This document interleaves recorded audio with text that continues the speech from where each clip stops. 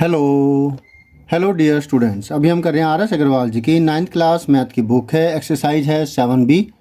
Lines and angles chapter का नाम है और इस एक्सरसाइज का क्वेश्चन नंबर अभी हम कर रहे हैं 10।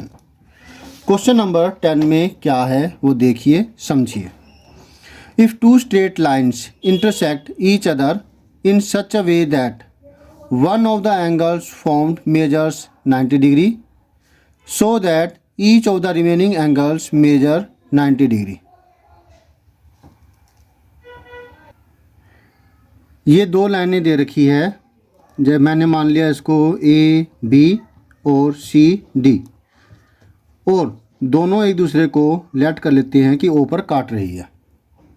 दिया हुआ ये है कि एक एंगल है, मतलब ये दोनों की दोनों लाइनें आपस में एक पॉइंट पे काट रही है और एक एंगल जो ये बना रही है वो 90 डिग्री है।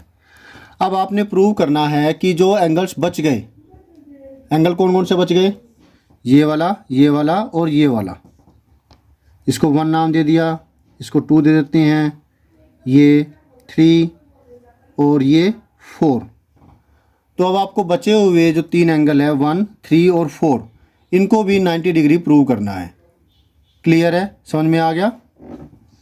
ओके, तो फिर सॉल्यूशन देखिए।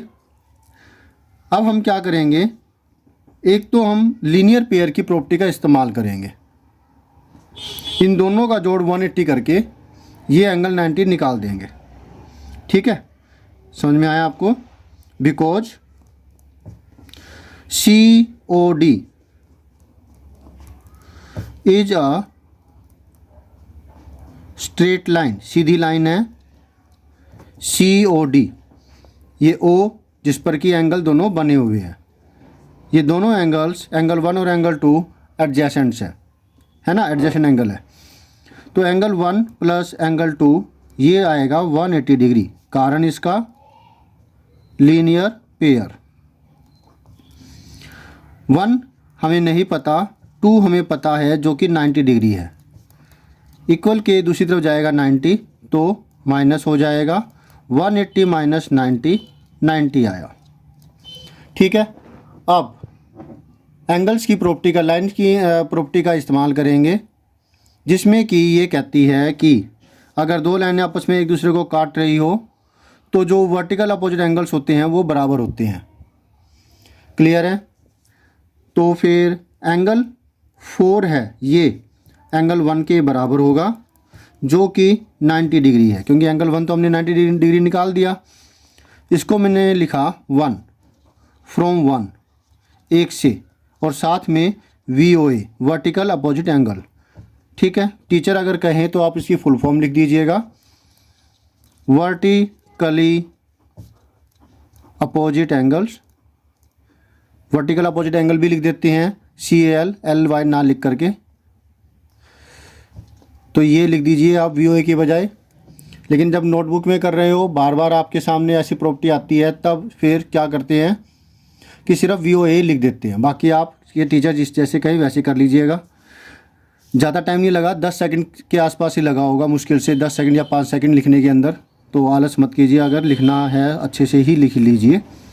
एंगल 4 और एंगल 1 की वैल्यू 90 हुई, और फिर एंगल 3 की वैल्यू हुई एंगल 2 के, और ये तो आपको 90 डिग्री एंगल 2 दिया ही हुआ है, राइट। तो हमने इस प्रकार से ये बचे हुए एंगल्स भी निकाल दिए, जिसमें से एंगल 2 हमें गिवन था। ये आपका आंसर हो गया। होप सो आपको अच्छे से सारा समझ में आ गया।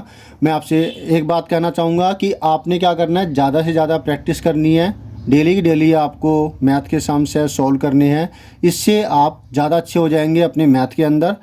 और आप ये याद रखिएगा, क्वेश्चन सेम नहीं आएंगे। एग्ज़ाम्स में कह लो, यूटी में कह लो, टेस्ट में कह लो, असाइनमेंट में कह लो, डिफरेंट आते हैं। तो आपने उनकी प्रैक्टिस करनी है, इनकी प्रैक्टिस करनी है, ताकि कैसे भी क्वेश्चन आए, बेसिक क्लियर होने के बाद में आप इनको अच्छे से कर सको। तो होप सो आपको अच्छे से बात समझ में आ गई है और क्वेश्चन भी समझ में आ गया है। अब आपने क्या करना है, आपने करना वीडियो को लाइक करना, चैनल को सब्सक्राइब अगर अब तक नहीं किया तो प्लीज़ कर दीजिएगा। अगर कर दिया तो thank you very much. Share कीजिए अपने दोस्तों से ताकि वो भी इससे फायदा ले सके। कमेंट कीजिए अगर आप कुछ पूछना चाहते, कुछ कहना चाहते, बेल आइकन के बटन को दबाना मत भूलिएगा। साथ साथ ऑल पर भी क्लिक कर दीजिएगा ताकि आपको लेटेस्ट अपडेट मिलती रहे। तो thank you students for watching your own video. Next video में जिसमें हम करेंगे next question. Always have a great time. Bye.